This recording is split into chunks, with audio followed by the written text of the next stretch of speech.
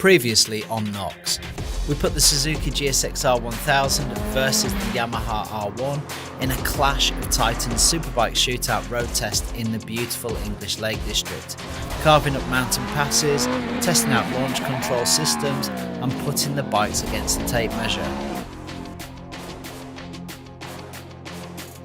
In this episode, creature comforts go out the window and we head to one of the UK's most gnarly tracks, Oulton Park.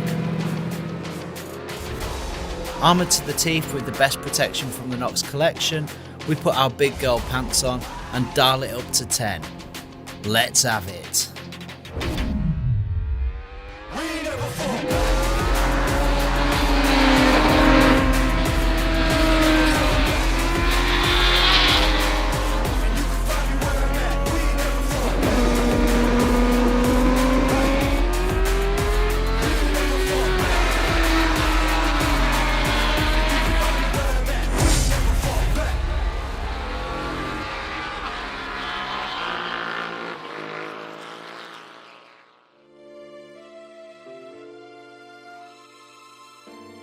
With its woodland sections and gorgeous landscaping, Oulton Park is not only one of the most beautiful tracks in the UK, it's one of the most challenging.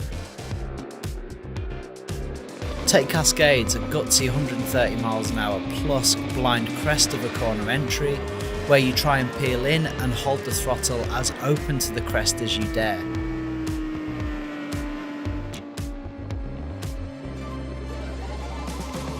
Get it right and you're a riding god.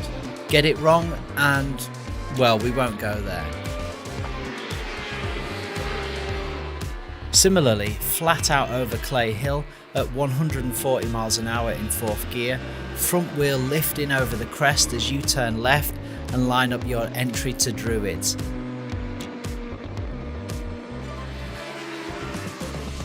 Then immediately afterwards, the exit to Druids, itself a 90 miles an hour double apexer, features one of the most awkward bumps on the exit, lofting your front wheel while you are on the side of the tyre. In short, it's a battering track to ride a fire-breathing 1000cc superbike. You need to be accurate, and more than anything, to have a safe and stable bike to get you round it safely. And that is exactly why we chose Oulton Park as our location.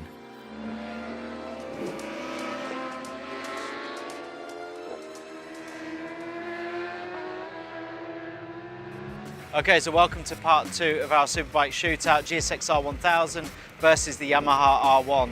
Today this is the track feature and we're at the beautiful Oulton Park in the lovely county of Cheshire. Sun is cracking the flags, I can't believe how lucky we've been. Format of the day is basically we spent the first couple of sessions just getting our head back in. I've been on my 750 just to get my head back into the feeling of going fast again. It's so different riding on track to what it is on the road. Even though I was here last month, you just have to get your head back into going quick again. All the stars are aligning for a really, really good test. And now I'm just about to swing a leg over the GSXR 1000. Cannot wait.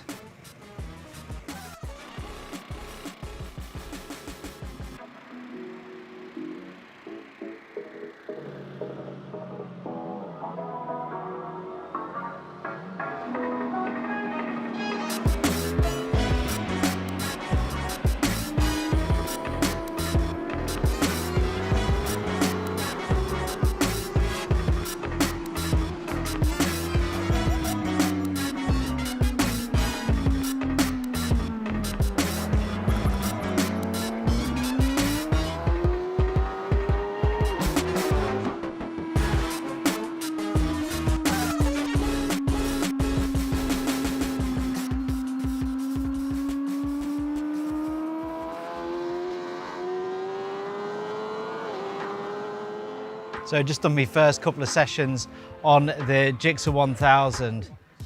Oh my God. Yeah, jumping off my 750, this thing feels like it's got 15 million horsepower. It is ballistic, you know. It's not had a tune, it's not got an exhaust, but oh my God, is it quick. And you know, just the straights are just like over like that. It's unbelievable.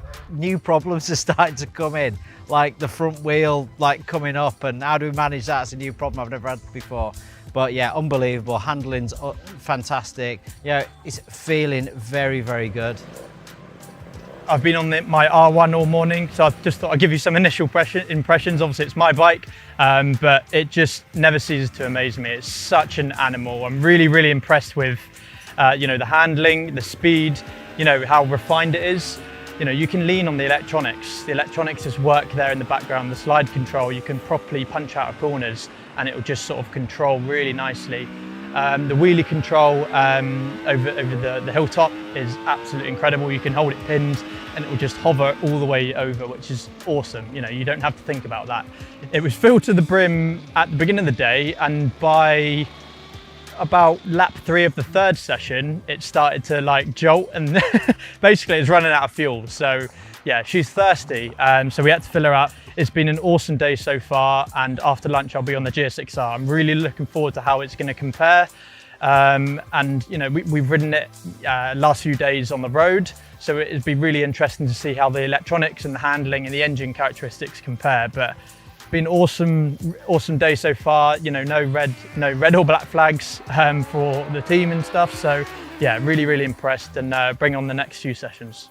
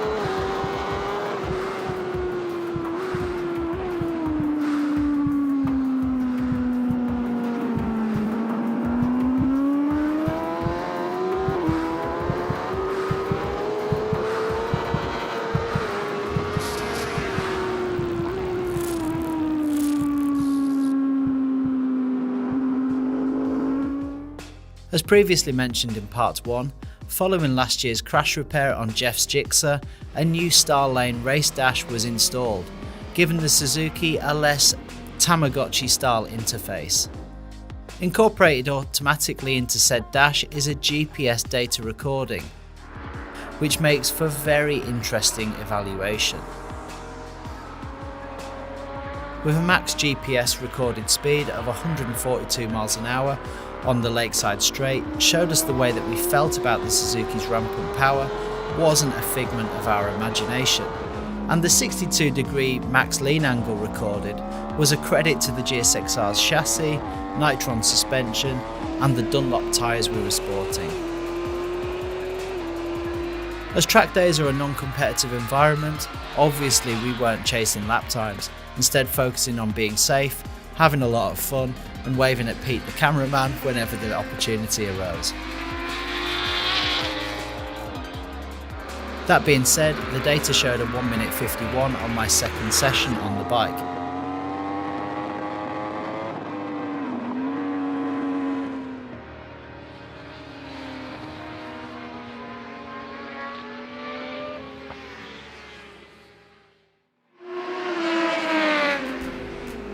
As this test was on our own bikes, each worth in excess of £10,000, and having already painstakingly rebuilt a smashed up road bike the previous year, the concept of you bend it, you mend it wasn't the most attractive approach to this production. That's where B-Moto Track Insurance comes in. For a fee, they'll insure your pride and joy not only on the road but also on the track. Full details of how you get this insurance are in the description below. Honestly, this was the enabling foundation of this test, allowing both riders to properly have a go, safe in the knowledge that we were covered should we crash or get knocked off.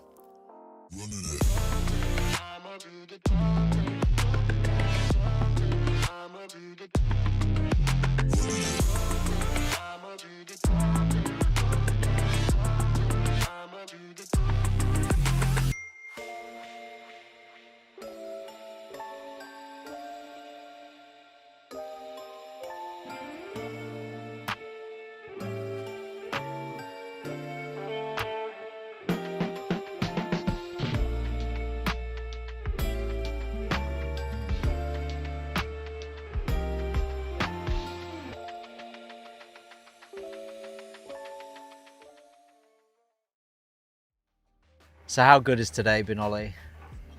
It's been absolutely epic. The bikes have been epic, the kit's been epic, the weather's been epic, the track conditions have been awesome. You know, it's everything's sort of come together and it's just been a really, really good day. For me, I have to like pinch myself every time I come here because, you know, It's so good. This is so good, and we are so lucky as riders to be able to, like, you know, realistically come onto a racetrack, you know, that you see like your heroes have ridden on and all that kind of stuff. And No Limits put a fantastic day on, organised really well. There's been there haven't been any red flags today. It's been absolutely unbelievable. Like, if you've never done a track day before, you will learn more about motorcycle riding than pretty much any other activity that you can do. You know, that's one of the reasons why we wanted to do this two-part thing, because, you know, you can come up with an experience from the road, but these bikes, you know, they're super bikes, they're 200 horsepower, you know, supercar speed motorcycles, aren't they? And you can't fully experience them. That's why I wanted to come on the track. Before we actually get into it, obviously we've been running the Dunlop Sport Smart TT tyres. Flipping heck, how good have they been? Absolutely amazing. I don't think people believe me when I've like said like that.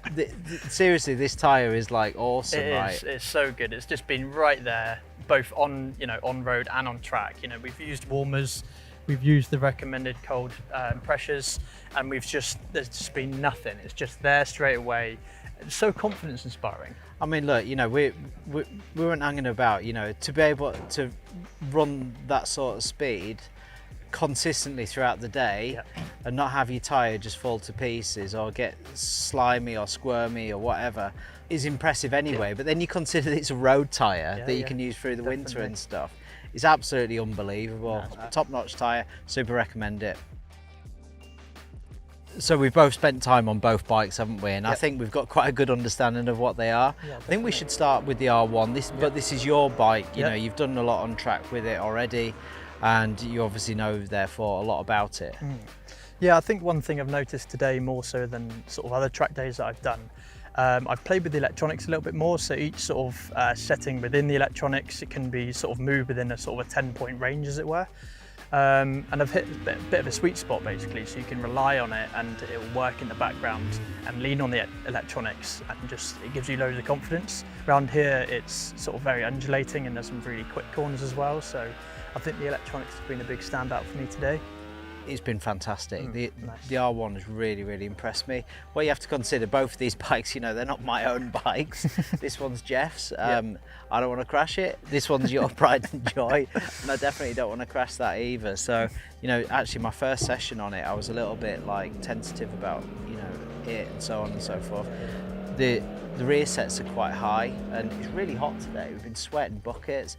I ended up getting cramp in my leg and that really put me off, like riding it for the rest of that session. But I did, and I carried on, and we did another one obviously, and really got into it then, started to understand it. I think it is a phenomenal motorcycle. The electronics, we'll come on to the Gixxer ones, but that is a very big distinctive of this R1. Yeah. You know, you come over hilltop, you got so much power, but you know, and you can absolutely gun it. You can hold it to the throttle stop, and the thing will sort the wheelie out for you. Just sort of hover over, yeah, basically, and it takes a bit of trust to do that. But I think you can trust the R1 electronics as opposed to the GSXRs that I don't trust more at abrupt. all. Yeah. And the way the engine makes that power is significantly more aggressive, I would say, on the Gixxer 1000. I was really comfortable giving that like everything that it got. It didn't scare me, the power delivery. I know we say like, oh, it's grunty, it's torquey and all that kind of stuff, but the way that it delivers it, even on track, I'm not scared of it at all. It's like, I think the R1 is more at home if you were coming from like a 600 and you were looking for like a superbike to go on. I think most people are going to be more comfortable on the R1 because it feels handling wise more like a 600. Sure. It's a smaller bike. It's a smaller bike. The power is less intimidating in my opinion in comparison to the Gixxer Thou. You know, a distinctive for it is the handling. You have to remember as well, this is stock suspension. Yeah, it's had a setup. I might come across as snob here, but you know, I haven't ridden for a while on a bike without proper aftermarket race suspension. So I was thinking jumping on this and thinking it was not going to be very good. Stock steering damper as well. I have to say, bloody hell, it was awesome. You know, right. I wouldn't like, if you're just a regular track day rider, I wouldn't be rushing out to put a new set of suspension on the R1. Yes, what I might do is put an aftermarket steering damper because you know, I just don't like that lightness feeling that you do get. But it's not unstable. There's no tank slapper moments. There's nothing like that. It's really, really solid. I was very impressed with it. Obviously, I've owned the bike for 2.5 years, done quite a few track days. I do obviously road riding as well. And I mean, one, I guess, downside or the thing that caught me out in the third session, I said between the second and third, I should probably fill up, but I didn't put any fuel in. And I think we're into like the second lap or something in the third session, and it just started sort of jolting and stuff, and I was like, oh God, here we go, the fuel's running out. It's thirsty. It's thirsty. Definitely thirsty under throttle. It's a thirstier bike than the Gixxer. Yeah, definitely. Yeah. You were also saying about the ABS you had in... Yeah, a little bit of the master cylinder and the lever coming back, a little bit, but you know, I adjusted it and we didn't have any issues further on. I think the only other downside for me is that I thought, you know, the gearing, like we were running like ridiculous gears. So there was like 3 or 4 corners that we were both in first gear. And you have to run first gear because otherwise you haven't got enough engine braking. Yeah. It's not for the power because you've got loads of power and you've got loads of grunt. So it's not a power problem, it's an engine braking issue really. Definitely. And I think that this stock setup would benefit quite a bit from a gearing change. Yeah, definitely. And I think it would make it, I know it would make it faster. Definitely. As well, because you're not driving such a long gearing. Yeah, you know, sure. But then maybe that would make it a bit more intimidating as well. I don't know. Yeah, jumping from the R1 to the Gixxer, you are literally a gear higher, you know, in the GSXR, which you probably should be. You know, I'm barely using a little bit of fourth gear, but it's mostly, you know, the lower stuff. So yeah, I'd agree with that. So we better start talking about the Gixxer then, haven't we? Yeah, definitely. Yeah, it's what a bike. Let me hear your thoughts. Well, I did some warm-up sessions on my 750 this morning. I think massive, monster power. The drive on it is so hard. And if the R1 is like confidence inspiring, like to go full gas, holy that thing is like, it's rapid. It is bonkers, and the way it delivers it is so much more aggressive in my opinion. It also wheelies a lot, doesn't it? Yes. Yeah, no, the power delivery is awesome. You know, you properly feel the power. That might be a weird thing to say, but when you're accelerating, it screams up to 13, 14, 15, whatever K it is, revs. You are properly motoring.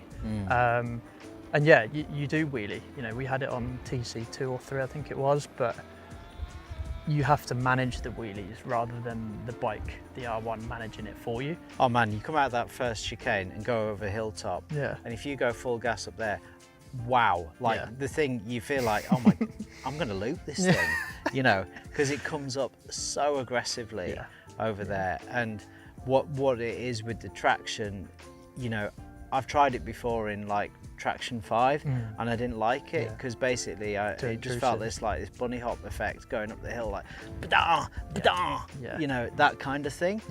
So you've got to run it in lower traction settings so that you have that. But then does it cut you off or not? I think basically you can't, in my opinion, I wouldn't be trusting the electronics on the Gixxer. I'll ride it as I know how to ride a motorbike, but I'm not sure I'd be putting huge amounts of faith into that. But it's an aggressive power, and it's massively impressive. What you said earlier about jumping on it and being quick straight away, that is just where the GSXR shines. By the second session, you know, I was right at home. You know, you just jump on it, you know what it's doing, you got loads of feel, the power delivery is smooth but savage, you know. I think possibly one thing we haven't really talked about too much is the fact that yes, the Gixxer is fantastic, and you know, you can rail into corners like really fast and get around them really well, but that is, you know, it's the chassis, which is really good, but it's also the chassis components, which are aftermarket. So please watch this video and don't think we're talking about a stock GSXR. I think the stock bike, our experience, and I've seen Jeff literally 20 metres up the road from me at Snetterton Back Straight, go into the most uncontrollable tank slapper. I've never seen anything like it in my life. The bike was flipping 20 foot up in the air, and I've seen my dad flying down the tarmac. You know, the stock bike, as soon as you start to ride it hard, becomes unstable, and we've had quite a few moments on it where, you know, the steering just jitters, and there's something with the geometry, there's something with the engine power, possibly the electronics and the way that cuts the wheelie. You know, maybe that plays into it as well, but there's something not right about the stock setup. And if we were talking about the stock bike, I think it's dangerous. I think it's, you know, that was a near-death experience. If the bike would have landed on him, that'd have been game over, and he's just very lucky that he's here to tell the tale. As a stock bike, if you were to come and compare the R1 on its stock suspension versus the GSXR on its stock suspension and steering damper, 100% hands down, the R1 is a much better bike. And if we were doing the sort of speeds that we were doing today on the stock GSXR, I'm sure we'd be in A&E somewhere. You know, I'm serious. This track has got a lot of lumps and bumps, corners with lumps and bumps, wheels in the air, all that sort of stuff, and it's frankly unstable. You need a suspension handling package like what this has got, obviously full nitron, front, rear, and bi-turbo damper. That for me is sorted the handling issues out, and now it's really stable. I've got confidence to come out of Druids and give it some. You know, over that lip there, and you know, I think it's a really good handling bike, and I think that we've brought out in the upgrades that we've done what the GSXR could and should be. No, I fully agree. Going on what you said about the upgrades, I think the braking system with the master cylinder lines, that, you know, there's not been any issues. There's been plenty of power, no fade. No, it's so funny that really good. We were complaining a bit more about ABS, like on the road and stuff, but that's, I think, because we're being deliberate, trying to do stoppies and different stuff like that. You know, whereas obviously that's how you're going to get the ABS. I'll tell you what, you know, I haven't had no issues on either the Gixxer or the R1 in terms of ABS. That's amazing, isn't it? It's been awesome. Go on then. So if you were new to whatever, new to track bikes, and you had a choice, which one would you ride home? Well, I think if I was new to track riding, I wouldn't choose either of these things. No, and that's true. That's actually a point that we were going to talk about. Yeah, well, it was because I don't think they're great bikes to begin to learn the game on. You know, I've learned my game on the 750, and you know, you get to learn what it's like to go absolutely to the throttle stop Yeah. and ride the bike like that and get on the gas early and brake in and carry a bit of corner speed and stuff like that. And then you jump up to 1,000 and then yes, you're taking those skills, but I think you're getting on a bike that's ultimately more capable. Sure. And you almost have to sort of bring your riding back up to that. There's no way that, jumping on that, like, there's a lot more potential basically than what's on my 750. I know it because I was riding that really hard. Yeah. Well, you said you're cruising, you were going quick, but it was an easier quick. Rather than much easier harder, quick. So, It's a safe quick. Nice. Yeah. So I wouldn't recommend any of the thousands for a beginner track bike because I don't think that you'll learn ultimately how to ride them properly. I think people are much better off on a slower bike. Perhaps get an RS 660 or an R7 even, or an R6 or a Gixxer 750 is probably the best one actually. Learn the trade on that and then move up to one of these things because they are impressive. They are absolutely unbelievable, aren't they? These bikes, and really they're a showcase of how good superbikes are. Yeah. So I suppose we should come to a conclusion, really, shouldn't we? I think as a stock bike, and I've already said this, stock suspension, stock everything, blah blah blah. The R1 is the best bike. Nice. Yeah, I'd agree. Yeah. As modified bikes, I think they're very close, but they've got different distinctives. Thank you ever so much for watching. I really hope you've enjoyed watching this one. Hope it's been helpful. Please check out the Knox gear that we've used to protect ourselves on test on both the track and on the road as well. And let us know what you think in the comment section. Which one would you choose? Yeah. Want to hear your thoughts? 100%. Okay.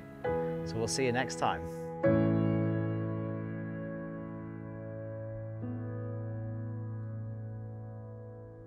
Producing this two-part Superbike series was one of the best that we've ever done from an enjoyment point of view, with the most engaging road riding to adrenaline pumping track day riding. This two-part series was genuinely filmed in 3 consecutive days with travel time included, and we left Alton Park absolutely exhausted.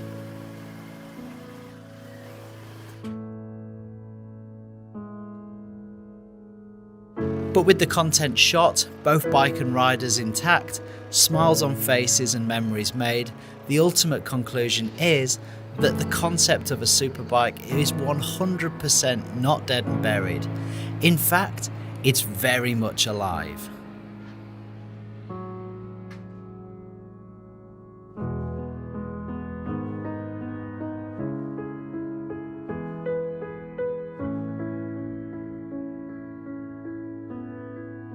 Out of Druids, down to Lodge, Gardner's home. He's only got now the last corner and he's going to win the first leg of the British Championship race. No, he's not. Gardner goes through. Marshall goes through. Incredible. Wayne and I were together on the very last lap, and I thought I'd try and take Wayne where I did Ron on the last lap, but unfortunately I couldn't get by, and so it looked like it was going to be second place, but Wayne overshot the corner, so he handed me the race. First one, cast off my back in racing position. So all of our first armour was cast off my body. The gap was every year at Brands Hatch, they had the end of the year, the last big race of the year. Proper world-class riders. And you were... I was there with them. Yeah, now you're here, late buzzard. Yeah. Oh yeah. Jeff Travell there. This was Snetterton, yeah. Snetterton, 79. In those days, there used to be like the Marlborough Clubman's Championship race. Yeah, that's when I was on 250s. Wow. There, Andy Mamela. Steve Parrish, Roger Marshall, Jeff Sale. Yeah. Oh yeah. Jeff Travell. These are our superbikes. Which one do you like? What's your choice? That one. This one? Yeah. Is it? Why? Well, why do you like that one, Josh? I like the colour better. And this one's Grandad's colour, I like.